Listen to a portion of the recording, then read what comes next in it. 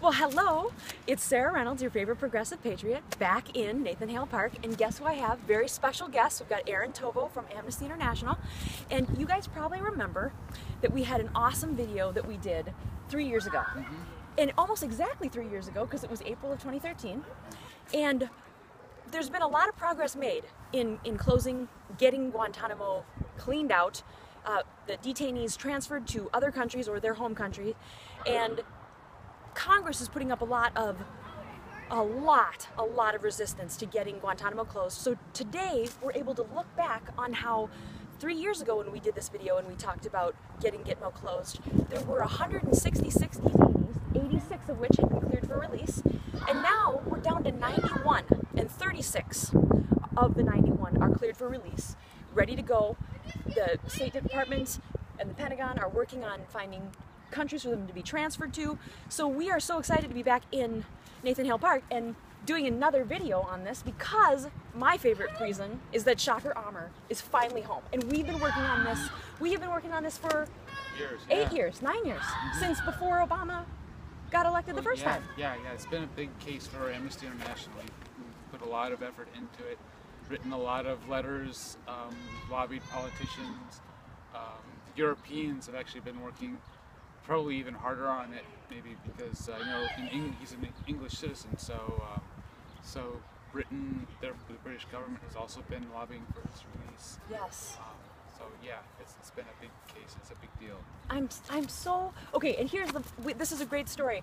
We both have been following the updates on Shocker Aamer and all of the rigmarole, essentially rigmarole, that people like Senator Tom Cotton and other Republican senators, they have said these insane things that they do not stand up to reason. When you look at their reasoning for why people like Shocker Aamer should not be transferred, it doesn't make sense. If the government could have proven his guilt, if they had had evidence, then they should have presented it years ago. They didn't have the evidence, and now he is finally back home with his family. So we're not in the park alone today, in case you're hearing the kids frolicking and playing. If you could see them, they're playing little kickball. So, but on the day that we found out that Shocker was going to be, that it was finally that he was going to be released in 30 days, so Congress had been given that 30-day notice. For those who don't know, just to bring you up to speed, in 2010 the law was passed that the Secretary of Defense would have to notify Congress 30 days in advance and sign a national security waiver saying that he would vouch, saying that the Secretary of Defense would vouch for the detainee, that wherever he went, whatever country he got transferred to, he would not be a national security threat. So that's why on September 25th, they had to say, okay, Shocker is going to be transferred out on October 25th. And then it ended up not being until October 30th. Remember that? Yeah, there was like it was a strange lag. But still, he did get freed. He's home now. Yeah. Thank goodness. Yeah, so we were so excited. So Aaron sends me this message, and it's from his phone to my email. And it says, oh, hey, we're organizing a group of people to get together to celebrate Shocker being freed, and we're going to do a happy hour. And I was like, wait, it's gotta be Aaron. It has to be, because he's the only person I know who would be that excited as I am. Like, we would actually want to drink to celebrate Shocker going home to his family. Right. Amnesty International does a lot of grassroots work along these lines. You know, between our letter writing, we visit our senators and our representatives in their home offices all around the country. You know, we do publicity campaigns, we do public demonstrations, letters to the editor, that kind of thing. You know, anything we can think of basically to raise awareness of these issues and get pressure put on the decision makers so they realize people really care and their constituents care, and it's going to make a difference as to their results in elections. Yep. And it's also going to calls, I think, on their own conscience, their own moral conscience. Yes. Like, you know, as cynical as politics can be, they still are people with their own principles and beliefs, and they want, I'm sure that, you know, most of the politicians, you know, really do want to do some good. Yep. And they have it in their mind, I'm sure, and some that everybody deserves a trial. Everybody should be, you know, charged with a crime or release. These are, you know, kind of bedrock principles of our legal system. And part of the reason our country was founded in the first place, when we weren't getting these rights from England. And Thank so you. it goes that deep, you know. Yes. It's part of our national DNA. So it's shocking that that we've kind of given in on that principle in Guantanamo, but I do think that a lot of people still have that deeply ingrained. So we can appeal to that conscience within you know, not just citizens but our leaders. Yes. And hope that also, you know, tips the balance. I could not agree, literally I couldn't agree more with you. And now finally, President Obama has issued a plan. So he said, okay, this is the deal. We want to move the detainees to a federal prison on U.S. soil. Now that the budget has been released for 2015, it used to be that each detainee cost $3.1 million to house per year. Well, no, it's now actually 4.9 million. In 2015, it was up to 4.9 million. And part of that is because more prisoners are being released, but they still have to maintain this huge complex for fewer and fewer prisoners. So the price per prisoner keeps going up. And we're also hoping that that can be another way of pushing buttons on politicians and getting people's attention, because as that price per prisoner goes up, the absurdity of it becomes more and more evident. You know, Absurdity, that's the word. That kind of money. I mean, when you just think about that money and how Congress has been repeatedly cutting things like food stamps and education budget, your mind. I mean, we've got to, as a country, realize this is just money being thrown away. We could house the detainees just as easily right in, well, Florence, Colorado was one place that they're looking at. And you know, of course, the Amnesty's been calling for the closure of Guantanamo ever since it started, and we are very concerned that sure, they can move it onto U.S. soil, but if they're going to continue with holding these people without a trial and holding them indefinitely, then of course it's really, the situation hasn't gotten any better. You could even argue that it's worse because now they're doing it on U.S. soil, so there's less of a constitutional fig leaf, you know, over this denial of rights. The constitutional fig leaf. That is awesome. Yeah, that's exactly what it is. It's literally covering up the obscenity of violating people's right to. Yeah. I mean, basically, to be told, this is why we think you're guilty. This is why we're accusing you of this. They aren't even being accused of anything. They're not being charged. They're not being charged with jaywalking, Aaron. Yeah. Not even freaking walking. I mean, this is so morally wrong. It's outrageous. It's outrageous. Outrageous. And then, you know what's even more interestingly outrageous is that the actual 9/11 plotters, no criminal conviction. You would think that that would be like a 3-week trial at the most, that the jury would go in and deliberate for an hour and come out and go guilty. Yeah. I mean, they have evidence. Right. I think one problem with a lot of these cases is that they've been tortured and they've been, you know, mistreated in all kinds of ways. Their rights have been violated, and so anything gained under those circumstances is not admissible in a court of law. Right. This is one reason they try to do it with military commissions instead. So, you know, the fact that they've been tortured taints, you know, a huge amount of evidence in the whole process. People say, they're throwing around this phrase, it's Guantanamo North, it'll be Guantanamo North. If we transfer the detainees to U.S. soil, but we continue the indefinite detention policies, you know, Gitmo North. And to me, that feels like, just wait, don't use that phrase, because that phrase is awfully propagandistic. And what I mean by that is, it's a phrase it's catchy, it sticks in your mind. You know, you're like, oh yeah, Gitmo North, it's easy to remember.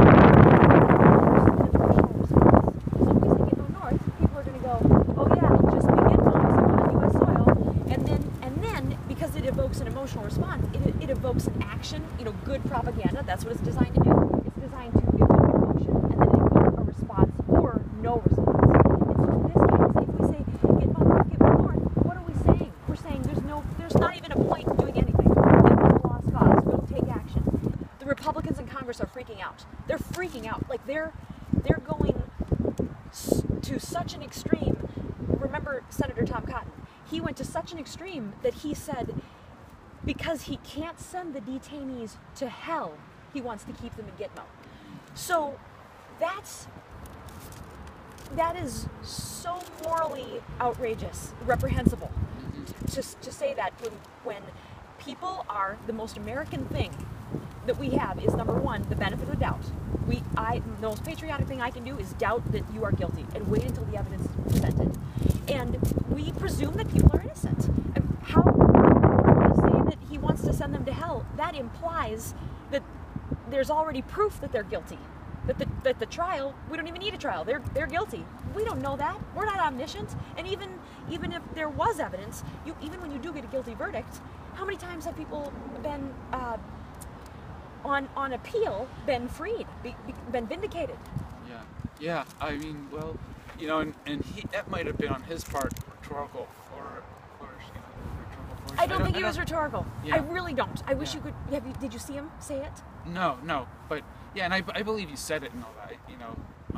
But it was not rhetorical. He Yeah. literally wants to send them to a spiritual realm that may or may not actually exist. Yeah. That's how passionate he was about it. And I was horrified because he is not like Trump, you know, throwing bullshit around. He sincerely believes, and in my mind, if he sincerely believes it that much, he's been manipulated to believe that all of those men are evil and they would kill us and behead us tomorrow. What has to happen is they have to be brought to a trial so we can get to know the story better about Yes. you know, what they did, what's the evidence against them, and you know, I'm sure some of them are guilty. There are like 38 that are cleared to go completely. Yeah, 36. Yeah. 36. So we're not talking about them exactly, but the remaining 57 or whatever it is. Those people, you know, they need to be tried in a federal court, and we have a court system that can handle the worst of the worst. You know, we prosecuted many terrorists, serial murderers, all this kind of stuff. Yeah. And they're held in these prisons that, you know, they're not going anywhere. You know, the Unabomber, people like that. We could put, you know, the worst of the prisoners there, but you know, first we have to try them and you know, present the evidence. It's just how our system works, and it's what's made us a great country. And so that's really what it comes down to. So I don't care what Tom Cotton says, you know, except he's got power, so it's, you know, obviously that's a problem. But you know, it's not up to him to make that decision. We have a constitution, and here's the way we handle cases. If we think somebody's guilty, we try them, charge them, try them, and if they're found guilty, we put them in jail. Exactly. And we have the capacity to do that. And it's really, I think it's just been a lot of obstructionism by Congress. That's the only reason why that hasn't happened already. And the Detainee Treatment Act, this is the other thing that I always say to people who say, it's going to be Gitmo North, it's going to be Gitmo North. The Detainee Treatment Act was designed to prevent the Gitmo detainees from being able to, you know, submit a habeas corpus petition and find out why am I being held? Why are you holding me? So then the Supreme Court, even with Scalia on it before he passed, it was 5-4, and Scalia was one of the dissenting justices. They decided that habeas corpus does apply to the Gitmo detainees. It absolutely does. And to say anything else is truly unconstitutional. So there's another person, Ray McGovern. Now, he was so high up in the CIA when he was an intelligence analyst that he was the person who actually gave the daily intelligence briefing to the president. And he retired in 1990. And what he has said is that they do not want the detainees to step foot on U.S. soil, is because as soon as they do, they acquire rights. They have constitutional rights. And that is the truth. I believe that as soon as they get here, they're going to qualify for federal trial, and if it goes to the Supreme Court is going to say, of course, they're here now. And how I feel we can know that that is so true is by the depth and the loudness of the protests from the Republicans regarding closing Gitmo. Even Gitmo itself, the theory that they don't have these rights on Gitmo is a huge stretch, you know? Yes. And I never really bought that. It's also, and whether there's some legal interpretation that can allow for that, it's still clearly a violation of our principles, like who we are and what we're about. And if we give that up, which we have, you know, we've given a great victory to the terrorists. You know, that we've become more like them, that we don't follow rules of law. And so, same goes for military bases overseas and so forth. And I guess Guantanamo is essentially an overseas military base. The way we conduct ourselves should be consistent with our principles, and it simply has not been the case in Guantanamo, and that's another just big hypocrisy in this situation. That's exactly it. That is it. Now, when we did our interview 3 years ago, we also talked about drones, and it was so powerful that the outcry among people, Americans everywhere, protesting these essentially drone killings. They're targeted assassinations, and they're saying that someone is guilty and should be sentenced to death without any jury trial, without any due process, without any conviction in a court of law. And the government is saying that it's imminent, that these threats are imminent, but without proving it. In your mind, have we made any progress at all in the 3 years on drones? The way that we have made progress, we've made significant progress on Gitmo. Yeah. It's a little hard to say, because I think a lot of people are still catching up with how to handle this technology. I think there has been some progress, but it's more I think at the level of thinking these things through and starting to make having conversations with policymakers and things like that. But it's not in the public domain very much. You don't hear about, you don't read much about drone issues in the newspapers and so forth. And you're right. It is another kind of form of betraying our whole principle of giving someone a trial. Yes. In this case, yeah, we're basically assassinating people, and we're also killing a lot of innocent people. Speaking of that, did you hear about the drone papers that were released in October? Yeah, that was huge. It was huge. This huge story. The Intercept scooped it. They were given 8 classified documents from a whistleblower. It showed that so the documents were from 2011 to 2013, and they showed that during one operation, Operation Haymaker, which is that's just sick to me. Why would you call that haymaker? Because that makes it sound to me like you're conflating human beings with hay being scattered, dead bodies being scattered. That's right there, that is morally repellent to me. And it showed that during that Operation Haymaker, 90% of people who died were not the intended target. How do we justify a 10% accuracy rate? Yeah, right. That's exactly it. And even if it were a 90% accuracy rate, how do you justify killing that 10%? Imagine, if it were somebody that you knew, yes, you cared about, a family member. Yeah. And that's the impact that it's having on these poor, Pakistani villagers, and you hear about getting blown up by drone strikes. It's a heartbreaking impact, and again, it goes against what we're about and the rule of law. And there's I have a great fear that it's also the cat is kind of out of the bag, that now that we're doing this, other countries are going to start doing it, and non-state actors can start doing it, because a lot of this technology is becoming more and more available to the general public. And so it could be really dangerous in setting these precedents. It may be in some sense expedient for people in power now, because they can assassinate certain leaders. I'm sure they've killed some people, that making war against the U.S. and these terrorist attacks and so forth. But at the same time, they've killed many innocent people, and they've set this precedent for doing this unmanned warfare kind of thing that can be copied by other countries and other non-state actors. And it's causing, here's the other fascinating and horrific study that came out, that the Air Force cannot hire replacements for the droves of Air Force drone operators that are quitting. These pilots are quitting, and they're getting post-traumatic stress. the same rate. Yeah, at the same rate as actual people in actual planes flying around and dropping bombs from the sky.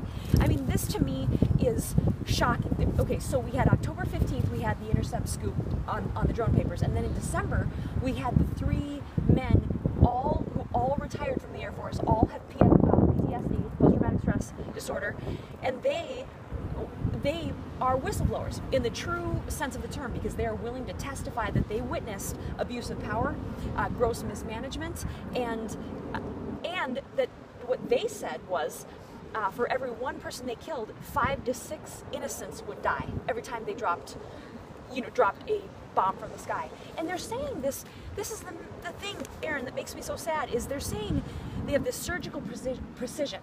Now, I want to say this, and I think that I want to hear what people think who are watching this. Please make your comments below and tweet at us, because we're both on Twitter. The government is saying they have this surgical precision, and I actually don't doubt that. I would guess that they do have surgical precision. I would guess that they could hone in. I would doubt it myself, actually. Would you? Okay. I'm always very skeptical about that term. Well, first of all, it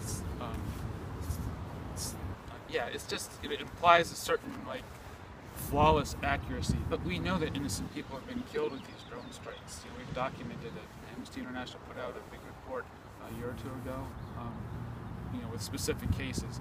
So it's obviously not that surgically accurate. I'm sure it's amazingly accurate.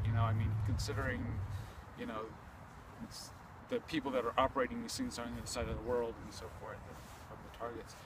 So it's impressive technology, but I don't think that it's surgically accurate in the sense that it's not going to, it will not do any harm.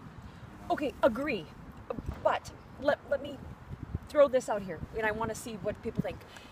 I actually think, because there's such a huge profit motive, and I have tweeted this, that Boeing, General Atomics, Lockheed Martin, they're making literally billions of dollars. Every time there is a drone strike, they make money.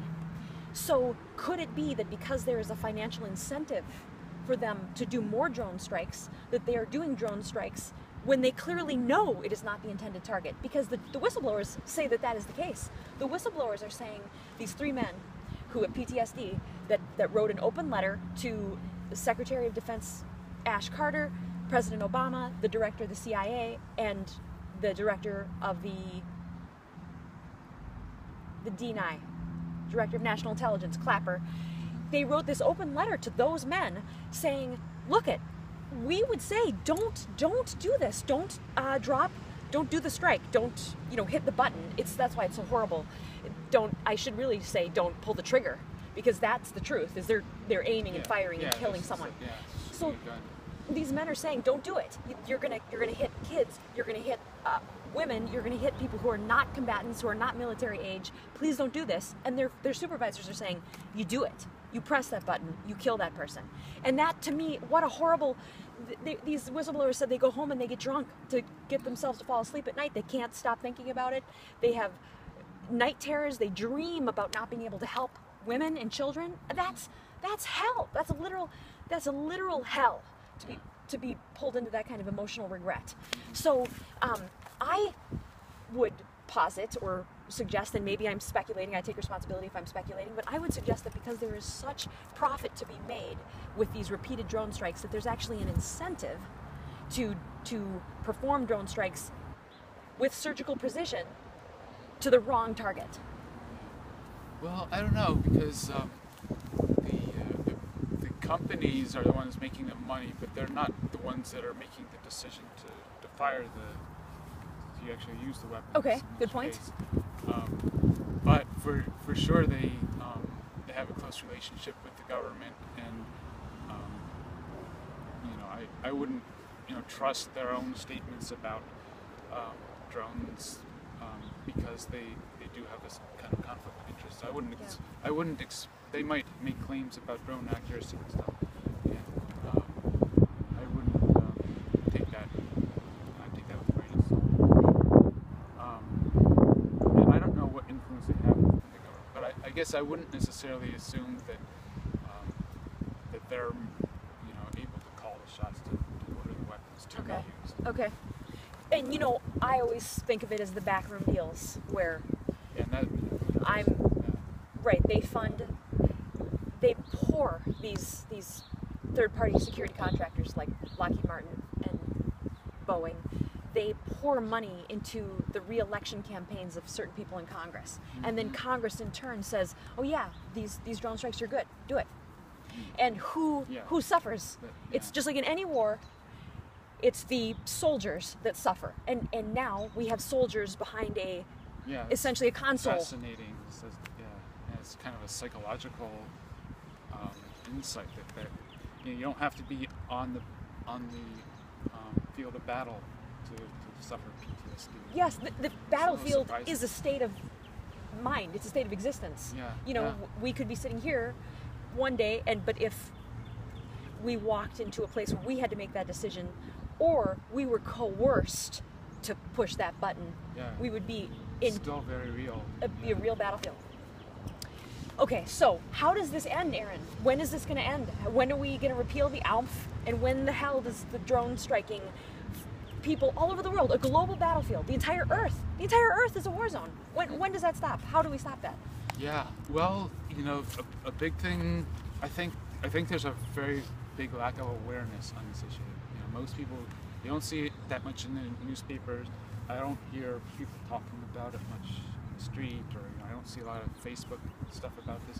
So that's one place to start is to raise your own awareness and talk about it more with friends, bring it up more, and beyond that, Amnesty did put out a report about drones a couple years ago, and that's a good way to learn some basic information. But it's still an ongoing issue, and I think we've got to lobby our representatives, write letters to them. You can visit them wherever you live, and Amnesty does that. I know as part of our campaigning, that kind of stuff. But I don't know. I don't see an end in sight because like I was saying earlier, it feels like the cat is out of the bag. The technology is out there, widely known, widely available even to the public. And I'm sure every military in the world has their own kind of plans to use drones in some way. Well, I think you make a really good point that people don't know about it. You don't see a lot of posts on Facebook. You don't see a lot of, well, there's a ton of it on Twitter, but of course, the kind of person that's attracted to Twitter is the activist type of person versus the type of person on Facebook is really connecting with their friends and their family. But good point. We need to draw more attention to it. And speaking of that, when The Intercept had their scoop, the New York Times, 2 paragraphs, and Washington Post. Crickets, not a peep or a tweet or a boop, nothing about it. And that to me is that's so wrong. And I was reading this article about how there is basically a conspiracy of silence and that nobody wants to talk about it. So I do think, you mentioned Amnesty International has a report. If you guys want to read about other reports about drones, and so that you have the facts so that you can tell people, The Intercept, Amnesty International, the American Friends Service Committee, they have a huge report, the Bureau of Investigative Journalism,